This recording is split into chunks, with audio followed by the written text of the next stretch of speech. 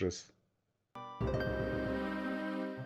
Why are there so many World of Warcraft players switching to old school RuneScape? You must have noticed them, right? Lurking around the Grand Exchange, trying to parse on a goblin, wondering where their ability bars are, and asking how Jagex is managing to update the game rather than re-releasing the same exact content over and over and over again. Oh, don't ask questions like that. It's about giving a fuck. Shouldn't have said that word so early in the video. Gonna be demonetized. Not that I'm monetized, but you know. Yeah, this is bad. It's because Jagex slightly cares. And they aren't full of retards in the company. That's the problem with WoW. A lot of people working on the game are just retarded. I sure did, because I'm one of those WoW players. A year and a half ago, after around half a month of MMO soul searching, I found Oldschool Runescape. I had quit WoW after Mythic raiding for around a decade for various reasons. I was sick of the short-form, seasonal ethos of the game devaluing any and all of my progression, sick of the only valuable content being instanced, bored of the binary itemization and samey loot, and disheartened by Blizzard's complacency with the classic incarnation of the game. Yeah, Blizzard is making all the mistakes. I can see World of Warcraft surviving the next 10 years. And that's far stretched, right? I mean, I'm not saying that they will completely shut down the servers in the next 5 years, but or 10 years. But there will be a lot of problems. I mean, when I log into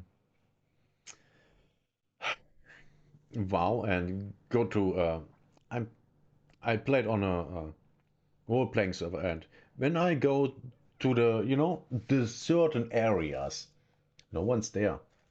If the ERP people are leaving your your game, you know it's completely dead. And the game is dying. It's slowly dying, but it's dying. And why wouldn't it? The game isn't good. At least in my eyes, and in the eyes of a lot of people. And on top of that, it's unoptimized.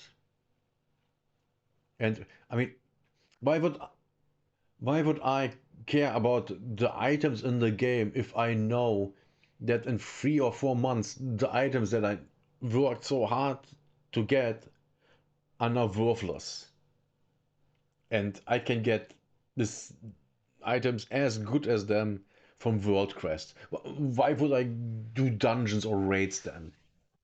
Why? Makes no sense. Why would I? Why would I care? I don't. And that's why I don't play. Clearly, I wasn't the only one. Mad Season, Guzu, Caradus, Savix, and more have since begun their first steps into this beloved, curated sandbox. What about RuneScape seems to have translated for the World of Warcraft player, and why? First, we must acknowledge where these WoW creators come from. Unlike myself, most of them are classic WoW players, an old-school 2004 incarnation of World of Warcraft, much like old-school RuneScape is of RuneScape. Unlike OSRS though, this version of World of Warcraft is following the timeline of WoW itself. Blizzard has been updating Classic WoW every few months with new patches and eventually the very same expansions that released years ago. The initial Yes. release in 2018 is now entering the Mists of Pandaria expansion and resembles Retail WoW, the modern game, much more than it does Classic WoW or Vanilla WoW. Yes, and people don't want that.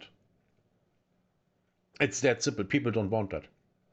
I stopped playing classic WoW um, in Burning Crusade. And I mean classic, not the original of Burning Crusade. And I switched a little bit to Final Fantasy for a while, and then I stopped playing MMOs.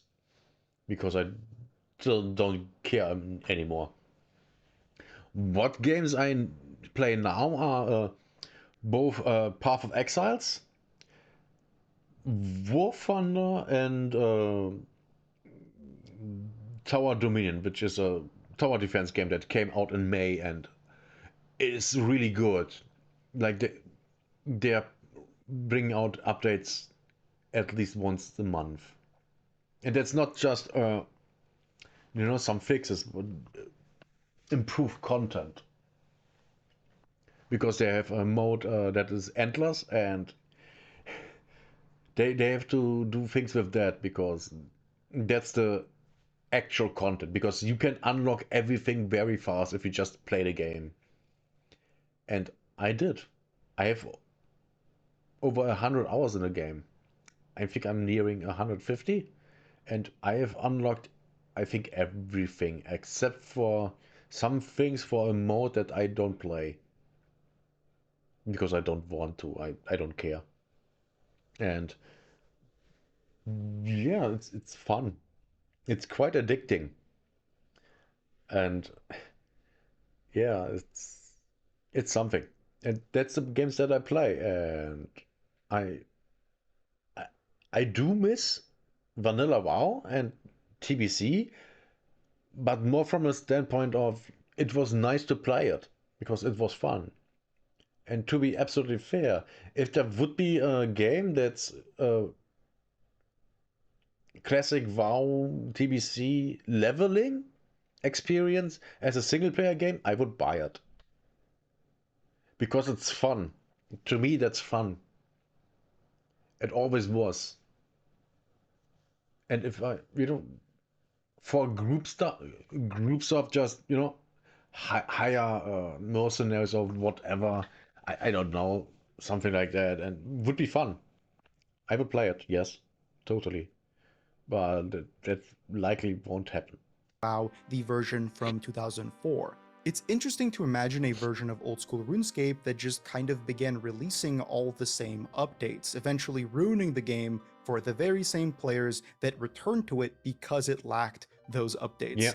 Blizzard understood and saw this as the player base continued to shrink. Therefore, they opted for the seasonal servers that remixed the standard classic vanilla WoW experience. The Season of Mastery, and eventually the Season of Discovery. These year-long servers run down the line of all the same patches that were released between 2004 and 2006, with some updates. The latter, Season of Discovery, or SOD, introduced runes and granted all kinds of player power in the form of new abilities and many, many old ones from future expansions, as well as reworked some of the raids and even added one new raid toward the end. It was Okay, yeah. I played Seasons of Discovery, the first one, a little bit.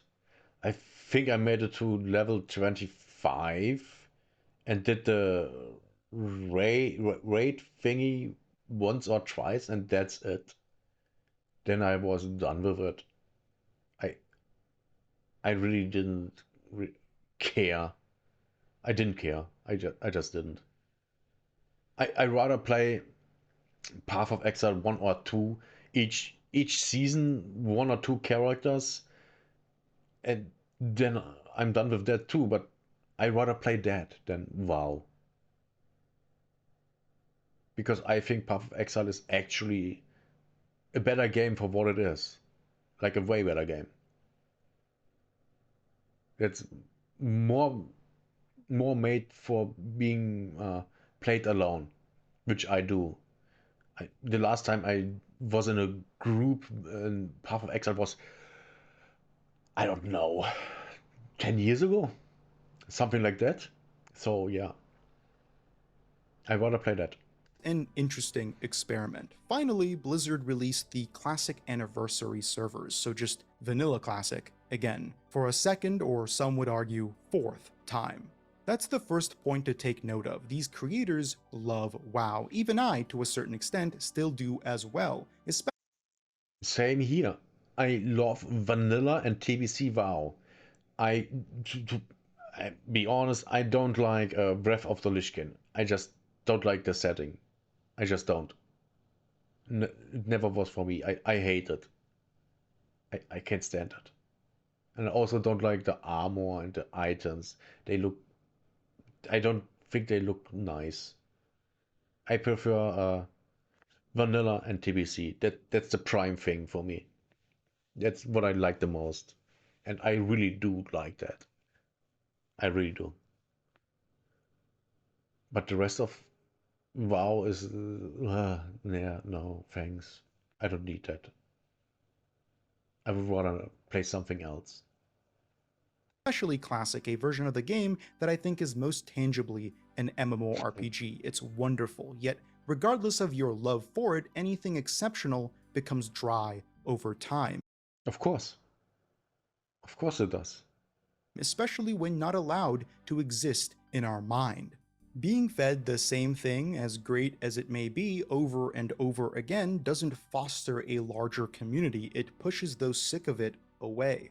And the amount becoming sick only increases in time. The repeated cycles of Classic aren't getting any fresher, and next time Blizzard relaunches Classic servers, chances are they'll see even less popularity. Similarly, Yes. Blizzard has floated the idea of a Classic Plus. This has been a long-running desire from the player base. Instead of re-releasing the same content, why not add truly new content to the game? In many ways, My problem here is I don't think the Blizzard team for WoW is capable of doing that. And I'm here 100% on the side with Asmongold. I think they can't do it because they don't understand the game. What makes Classic so good, so loved by everyone. I think they don't understand it, and that's why they can't do it. SOD was experimenting in that regard. Sadly, I'm a bit concerned with this. First, Blizzard's survey that introduced this idea was filled with nothing even remotely interesting systemically. It had a whole host of quality of life features such as account-wide collections and graphical improvements. Essentially, they were pitching retail WoW features alongside what Blizzard does most confidently. Yeah, and that's nonsense. We don't need that. Yeah, that we don't need that. No, we don't need that stuff. Stop it. Get it away. Instanced content, new raids, dungeons, and so on. I suppose that's what people want, but I also think that this will kill the game down the line. You can add new skills, new classes, however, disregarding the architecture that makes most of these things function is an issue.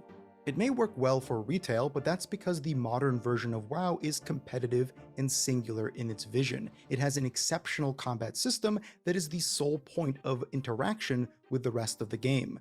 By comparison, Classic WoW is emergent. It wouldn't be far-fetched to say that it is defined by its leveling experience more so than its end game. Yes, 100%. 100%. I played more WoW leveling than anything else. And that's what I like the most about the game. Leveling up, getting new items, getting new skills. That was exciting to me. The end game, not at all. I mean, I did raid only in TBC, and that was actually fun, but only to a certain point. I really liked Karazhan. Ghoul was okay, and that's all I did. But that Karazhan was really, really fun because it was actually more like, a bigger dungeon, which technically all raids are. But Karazhan more so because it was just 10 men. And you can get that just like that. You don't have to, 25 man. Oh god.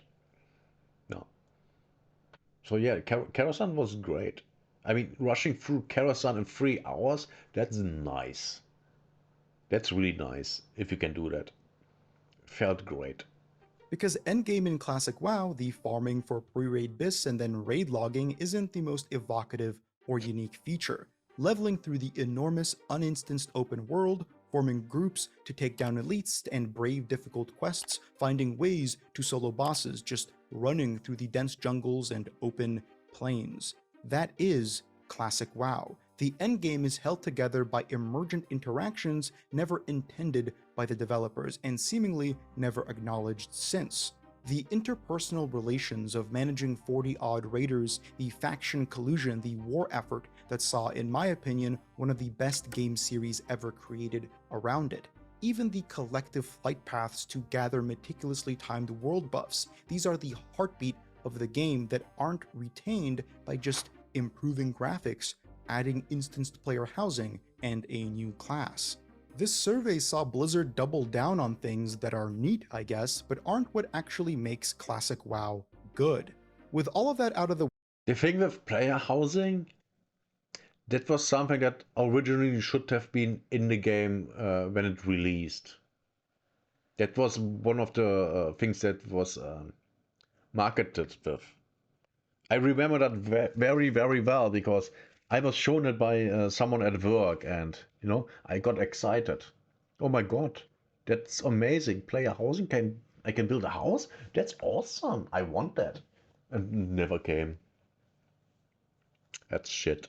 way, we must also acknowledge the lull that Classic is currently in. The anniversary servers are chugging along with the 100-odd thousand players still logging weekly, Season of Discovery has ended, and the 100,000 people? That's not a lot. Let's see that again. 100-odd thousand players still logging. The What? anniversary servers are chugging along with the 100-odd thousand players still logging weekly, Yeah, that 100,000 weekly. That's not a lot. That's actually on. That's not a lot. Holy cow!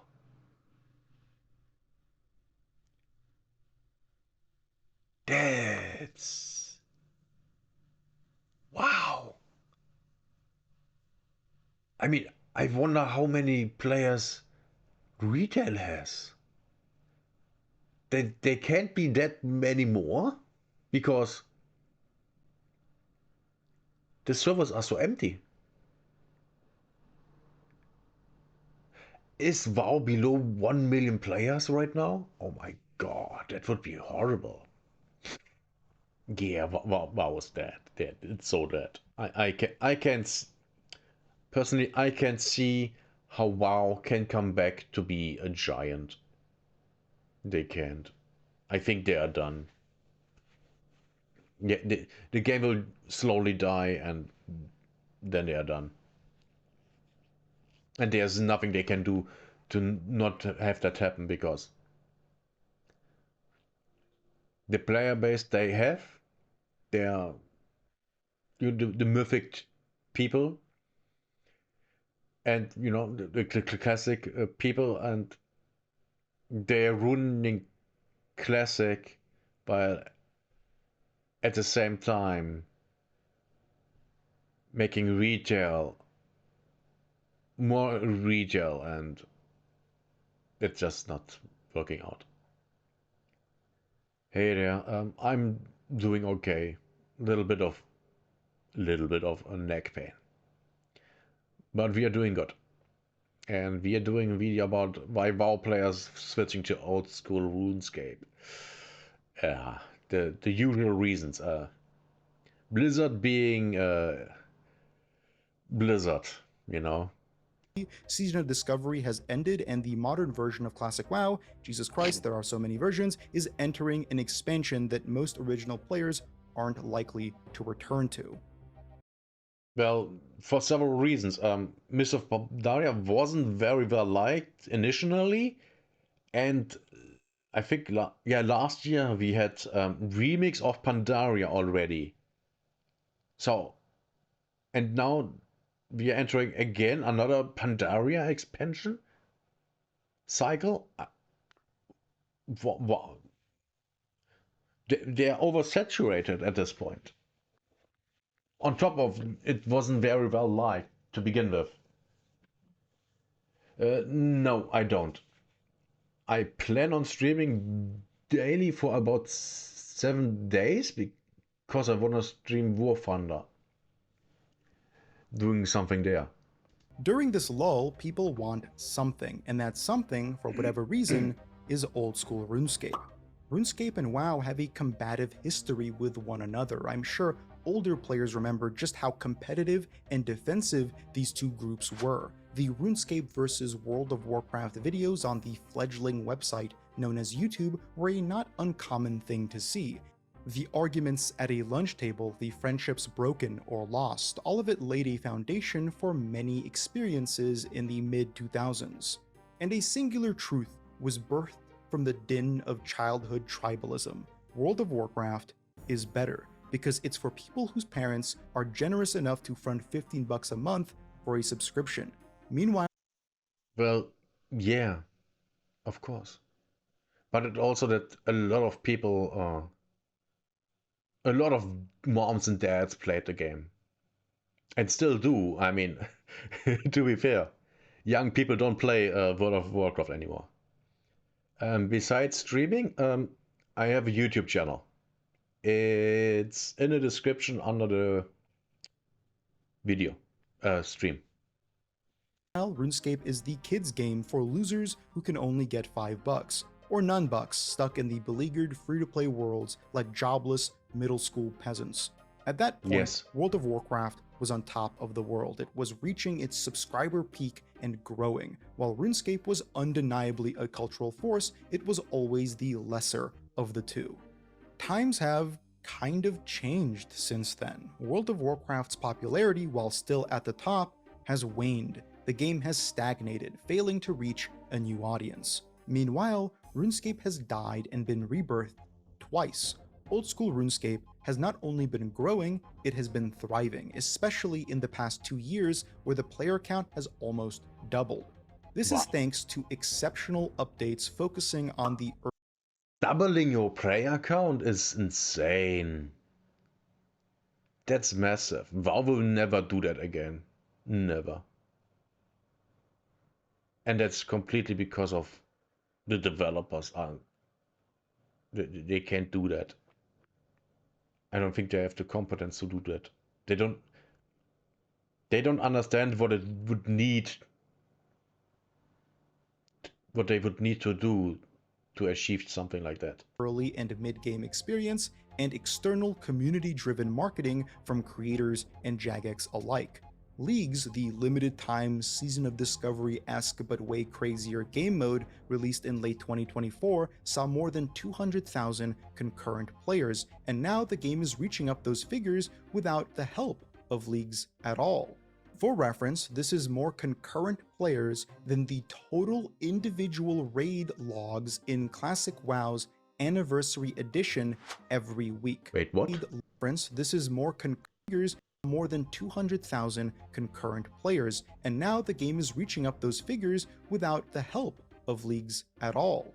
Okay. For reference, this is more concurrent players than the total individual raid logs in Classic WoW's Anniversary Edition every week. Shit.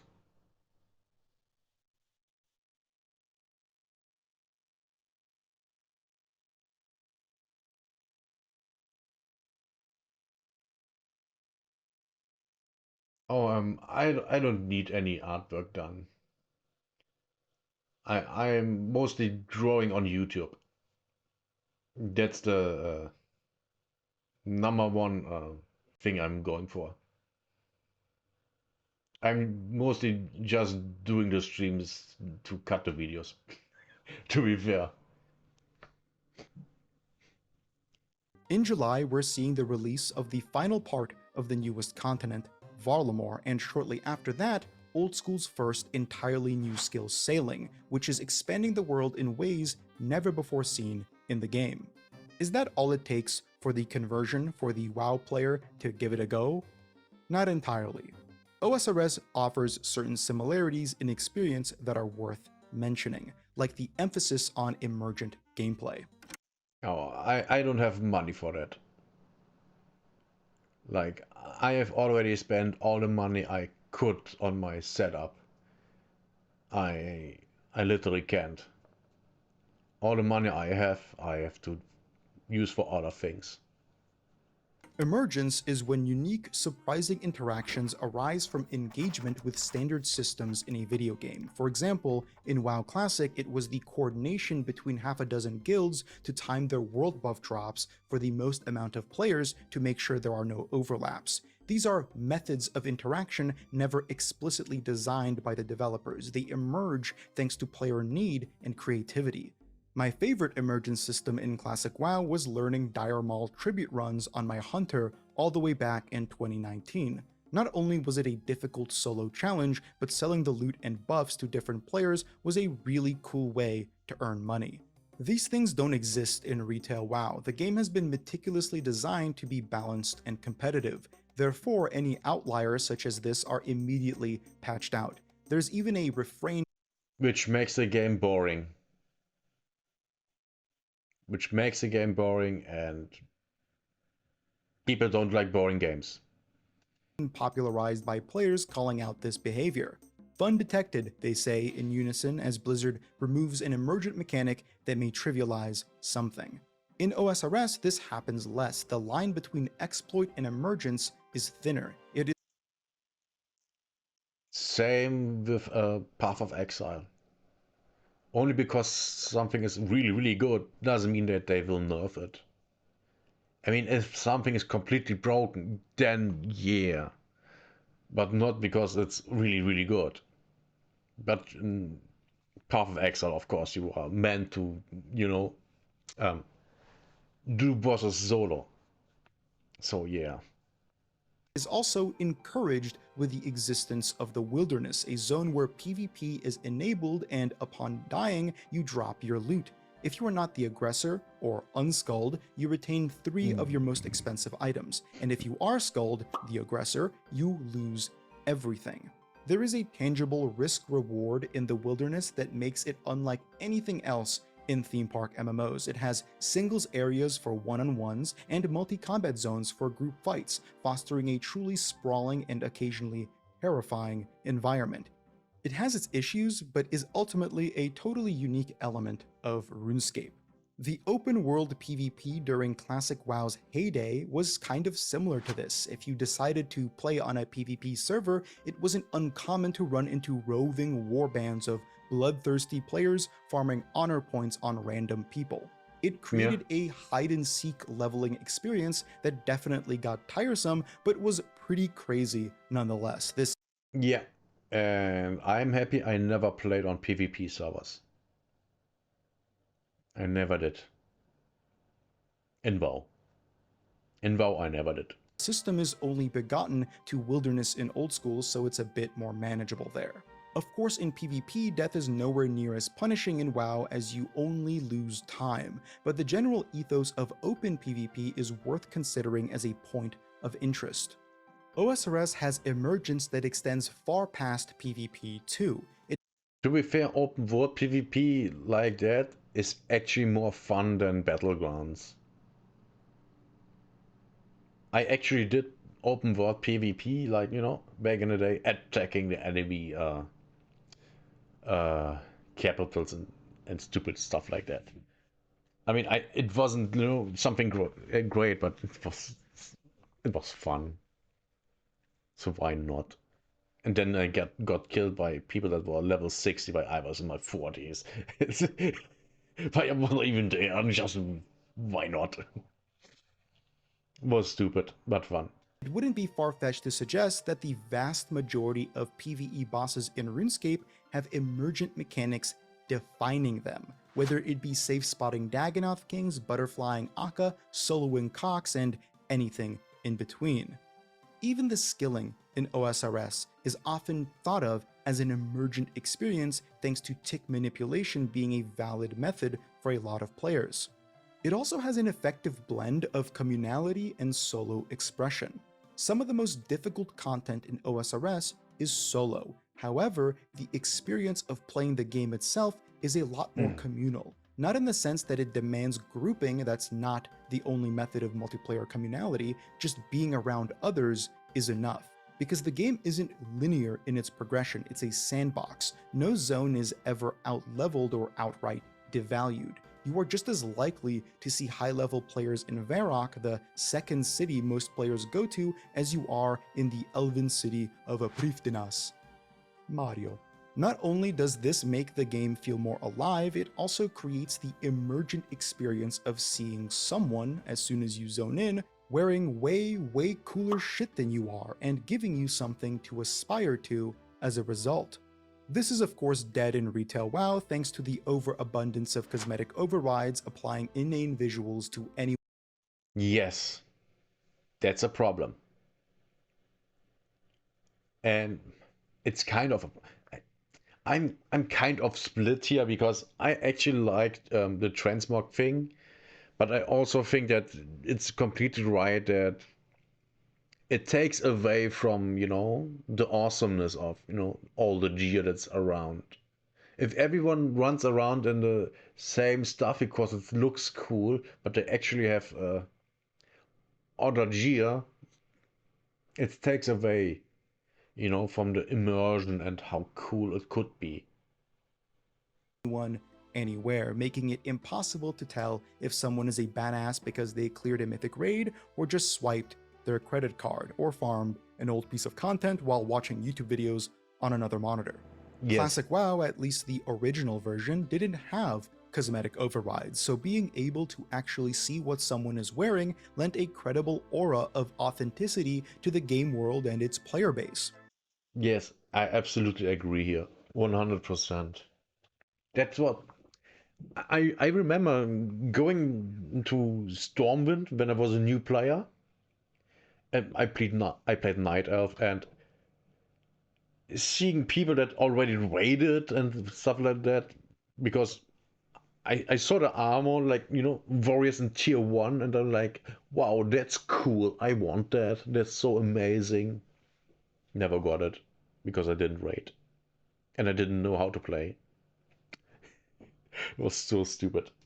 Everything felt of that world, and the items being worn gained an aesthetic value. They were recognized. The legendary armaments were legendary. That has since faded in time thanks to the repeated launches. Yeah, that's also a thing. Legendary, item rarity is completely gotten 180 on it. Because back in the day, um, epic items were so rare, it was so hard to get, and now everyone has an epic. Like, you go, you do a quest, oh, it's an epic. It's worthless. Green stuff in modern WoW is more rare than epic stuff, than violet stuff. It's insane. That shouldn't be the case. It should be the opposite, like in vanilla WoW. But because, oh my god, it triggers the, oh my god, it's violet, it's rare. Green stuff is actually rarer now, which is insane to say. And eventual mastery of all the content, but it did exist at one point. Because it's persistently updated, OSRS never lost that, and while certain gear may be less impressive today than it was in 2015 or 2005, new gear has taken its place. Seeing someone in Sanguine Torva or the newly released Radiant Oathplate armor, especially if they achieve these things on an Iron Man, is incredibly impressive. Number one, yes. Number two, I really don't like the art style of OSRS. I really don't. I hate it. Which is probably the only reason I don't play the game. I really hate the art style. It's so repulsive to me that I don't even want to watch this. That's how much I don't like it. Which doesn't mean the game is bad. I just don't want to because it's ugh to me.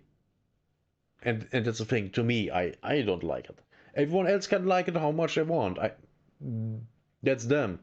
I don't. That's the important thing. That's why I don't play it.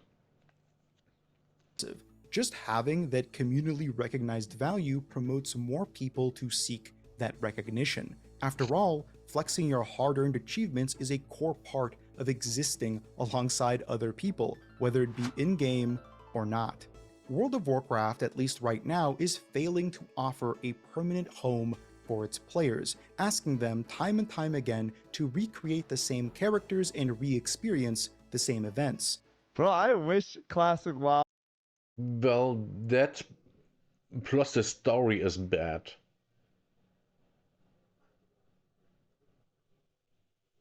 That's also a thing. The story is bad.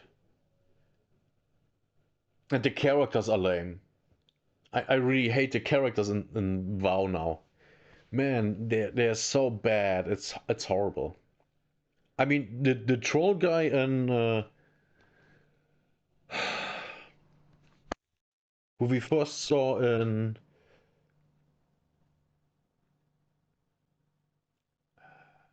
when Sylvanas, the first expansion where Sylvanas was the actual war chief, and the Alliance attacked Undercity.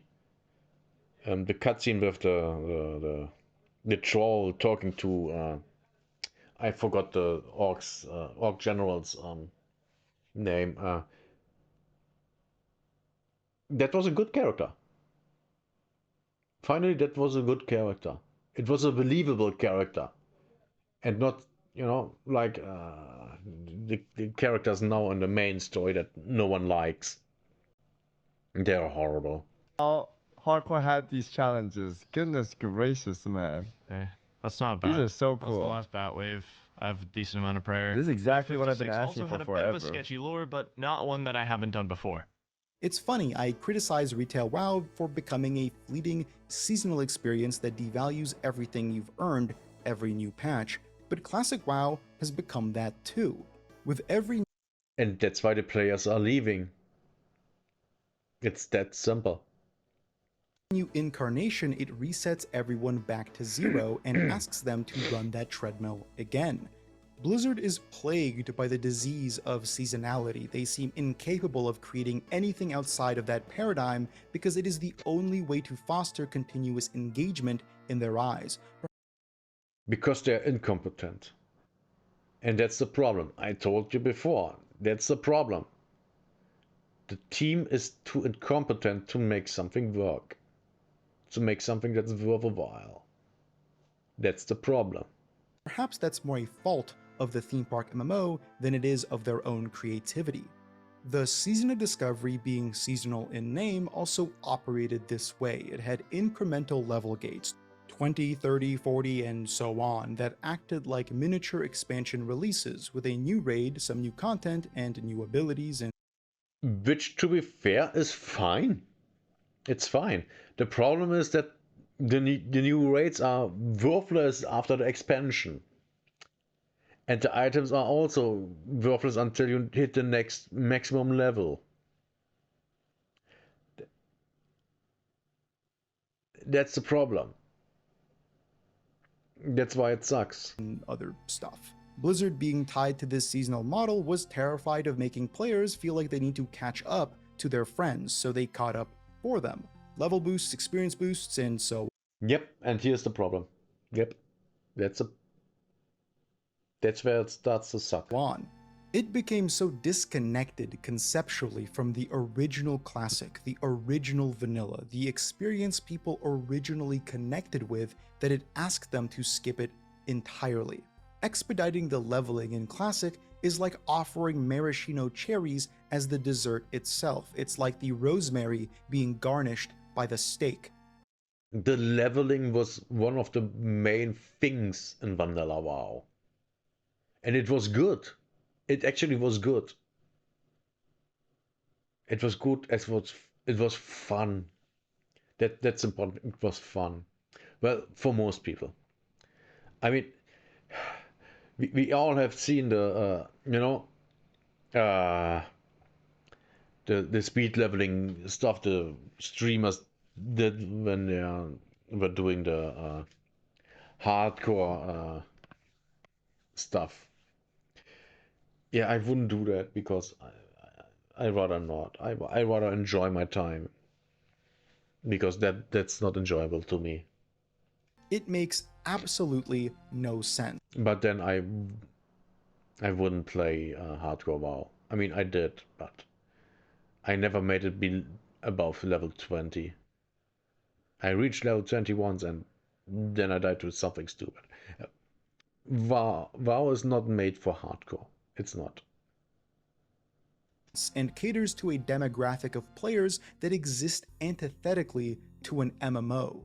The genre is defined by persistent engagement, a world that continues living, but by promoting momentary engagement for incredibly short periods of time, you create artificial bursts of popularity and then long lulls where most prospect players don't want to join because it looks dead.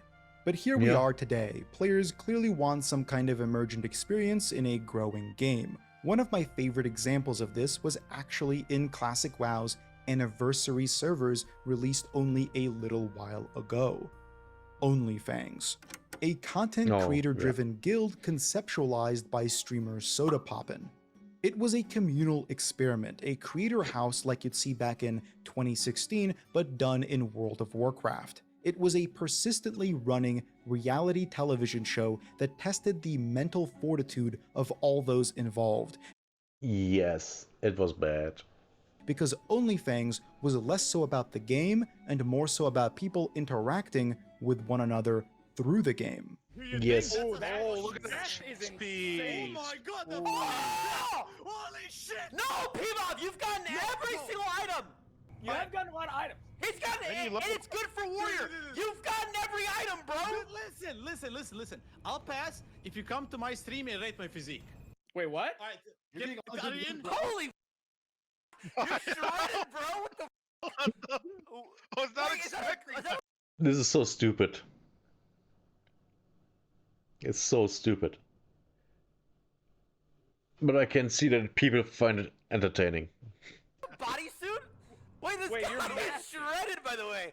Wait, it's actually huge. What's your body fat percentage? I followed Tyler 1's journey through the guild's rise and eventual dissolution. Tyler 1 is, of course, another streamer, popular for his abrasive and somewhat controversial personality and exceptional League of Legends play. Never having played Classic WoW before, he ventured into OnlyFangs with an open mind. OnlyFangs was created on the hardcore server, meaning that if you die, you lose your character, and simultaneously, the guild ran alongside a host of add-ons, or in RuneScape terminology, plugins, that Yeah, add-ons also kind of destroyed WoW. Like, it was really bad. Really bad. Like, I mean, I never used shit for dungeons and raids. But you know, yeah, nah. I've seen them and it's so bad. I don't want to get, you know, sound alerts in my ears when the raid boss does something.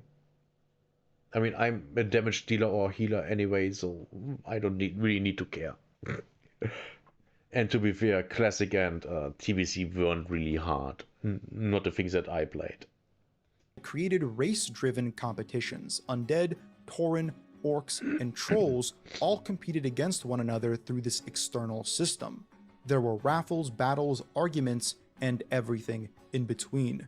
During this process, I watched Tyler 1 learn the game, go from meandering around, keyboard turning, and sometimes forgetting to attack, to running a 40-man raid. His interaction with different content creators, his fabricated drama with Sodapoppin, his insistence to essentially roleplay a rise to power narrativized the entire experience. It did Now that's interesting. That's actually interesting. so well that when he died, it became a legendary moment within the community. While leading a raid into Molten Core, battling the fire elemental Baron Geddon, Tyler 1 was faced with a decision. Go for the kill, DPSing down the final few percent and healing through the AoE explosions, or play it safe, run away. His fatal call was to DPS, go full hog as they say, Zug the Zuggler, full send, and his shouts echoed through the voice call, unaware that many had already begun to run, because when a death means a reset of your progress, it's every man for himself. Go back in, everybody back in, everybody back in. I'm death wishing. Big Sony. heals. Big heals on me! Big heals on me! I'm death wishing. Big heals on me. Holy shit. Let the bomb. Big heals on me. Big heals on me. You can't listen. Finish it. Don't run. Finish. Finish. Don't run. Finish. Yeah. Oh my god. They roached out on him.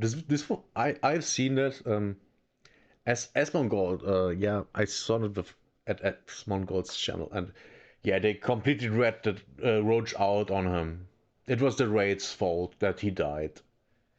If they've just stayed and healed and dealt damage, they all would have been fine. I mean, the boss is dead, and so is half the raid. Why? Because they ran.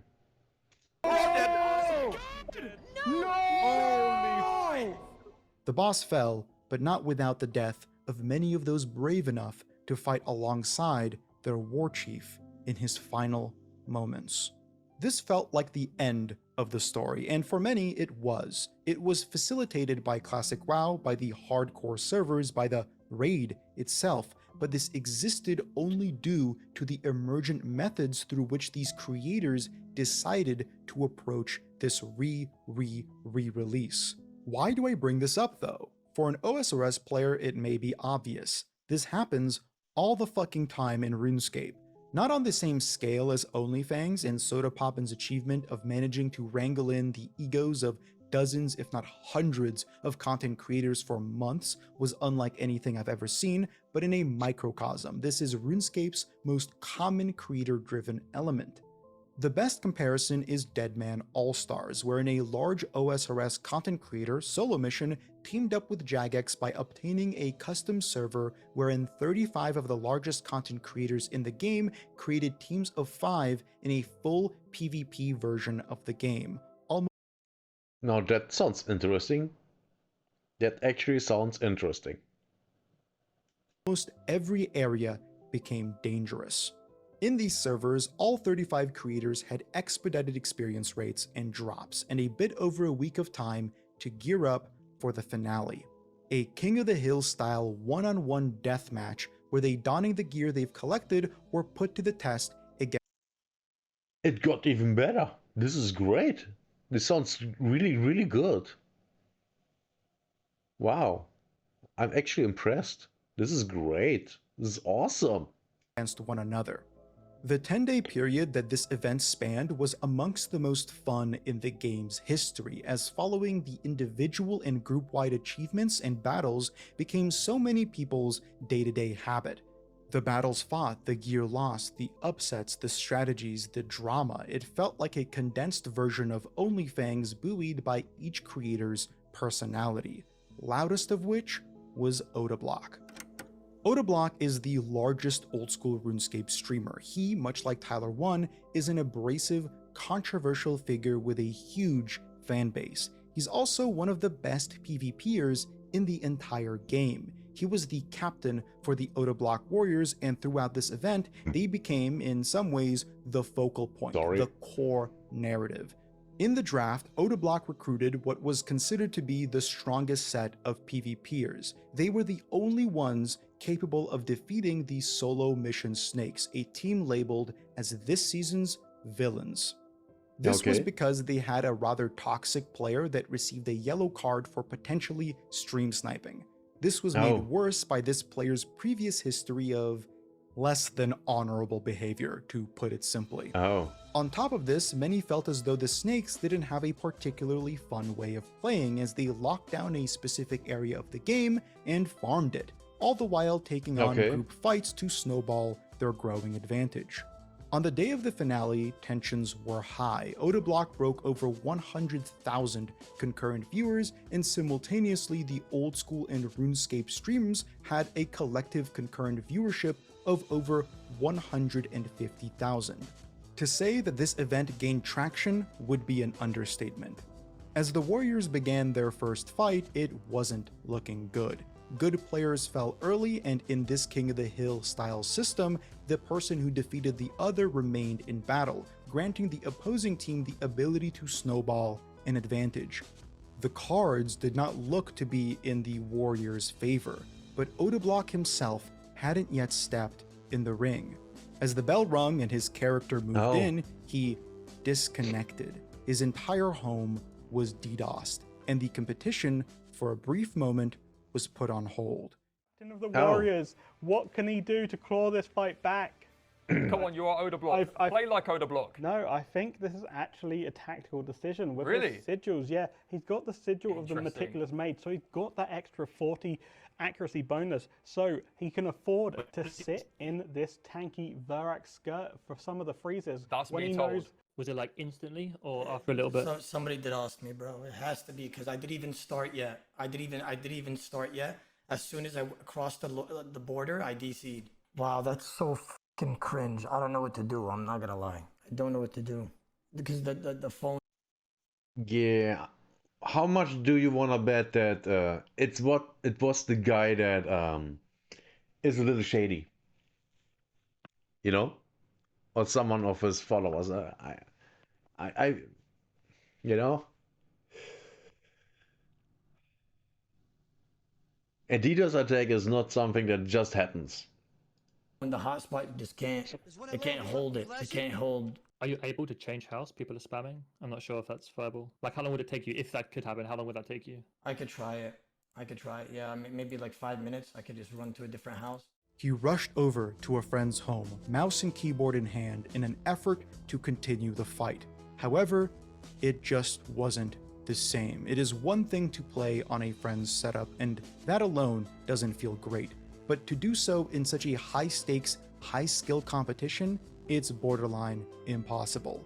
While he performed admirably, his misclicks were noticeable. The precision needed to play Oldschool Runescape well is beyond any other MMO, so Really? even a small change in setup create massive gaps in performance. Ultimately, the Warriors performed well, but they did not win. Their matches were the most watched, and in many ways, after their elimination, that story concluded. I bring up these two somewhat similar examples to showcase an overlap, a way to engage with the game that sometimes doesn't put the game first. This engagement uses it.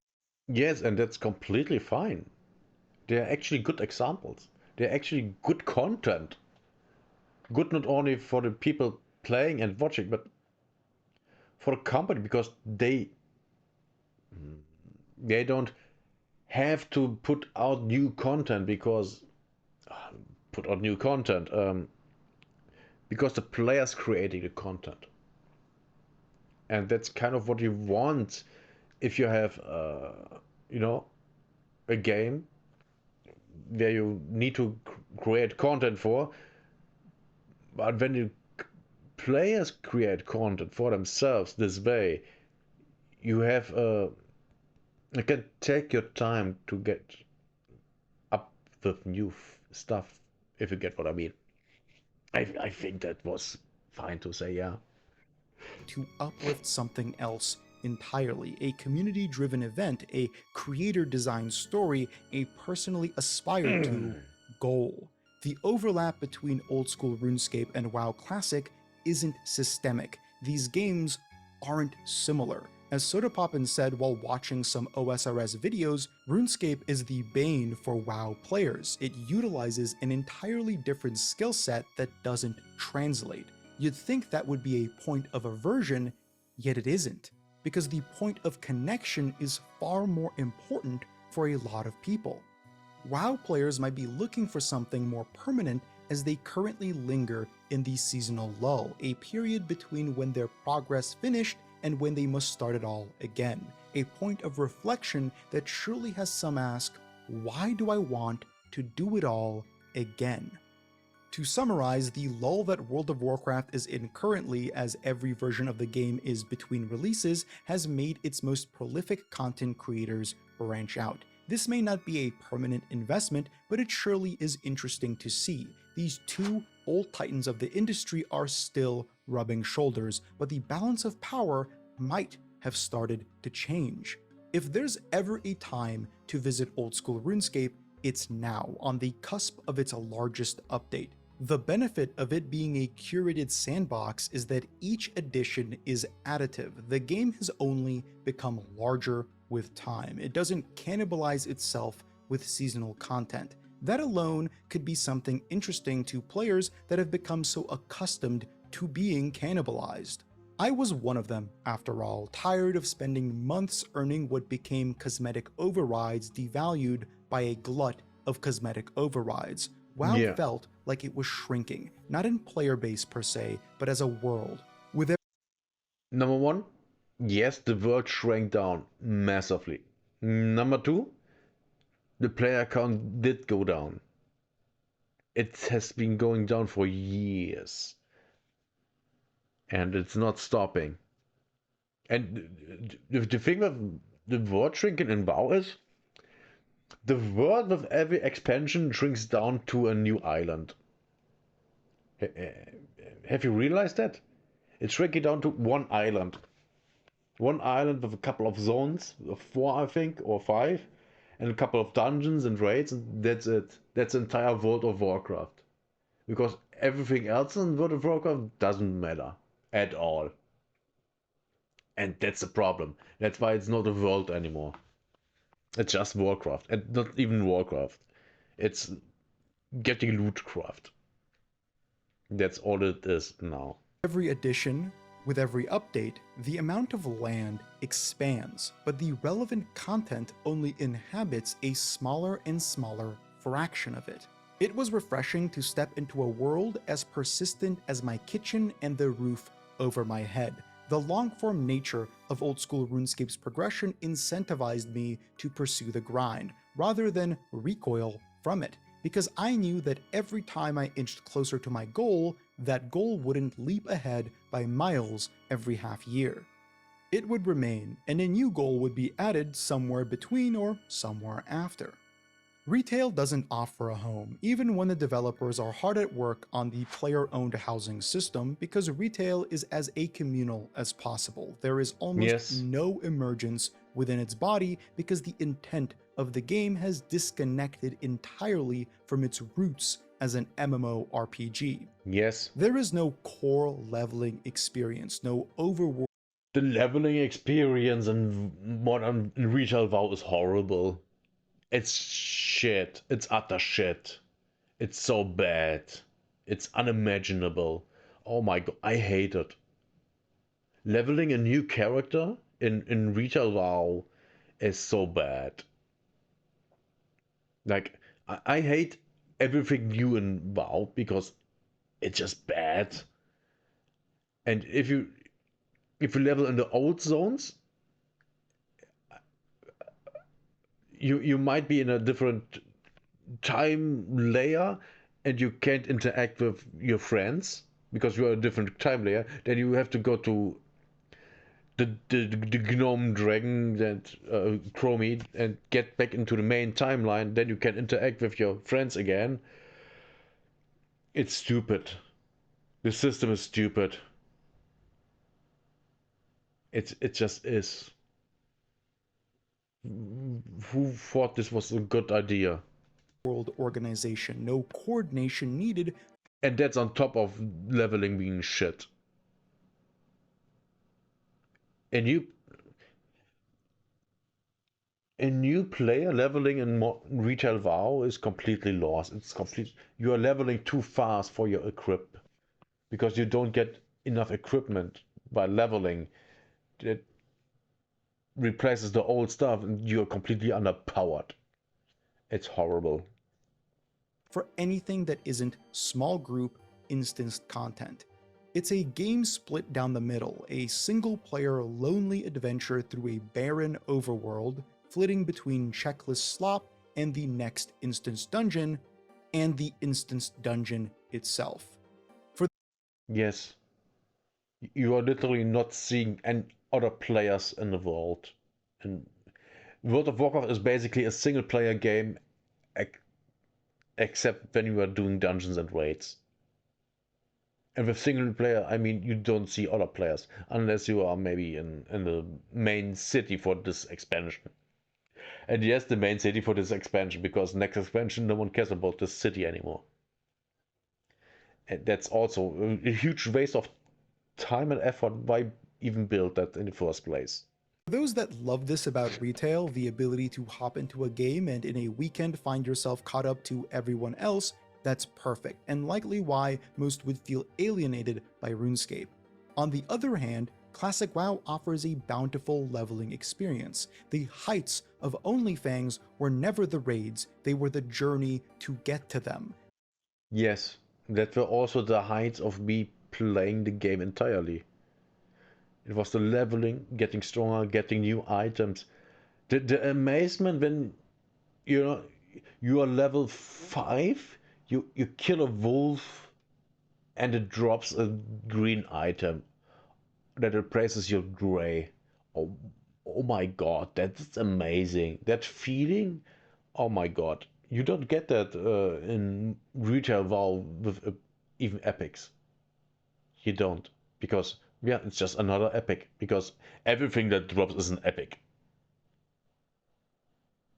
Like, epics are the green drops from, well, actually, epics are more likely to drop than greens back in the day. So they are kind of white drops now.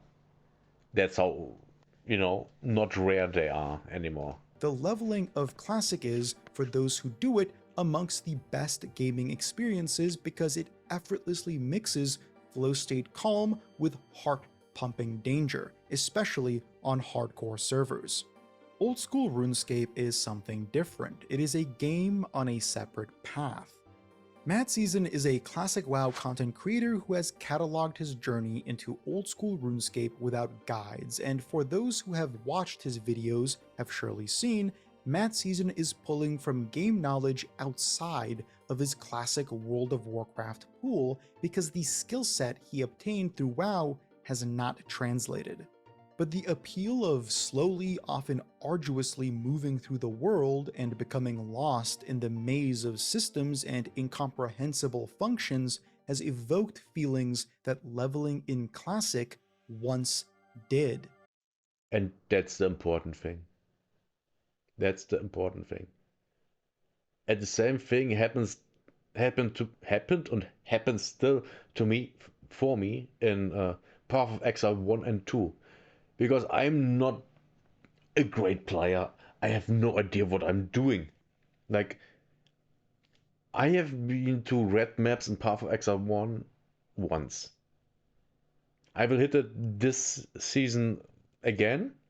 And I want to, fight the new bosses that came in with the time memory something. And that's my goal for this season. And I want to reach that.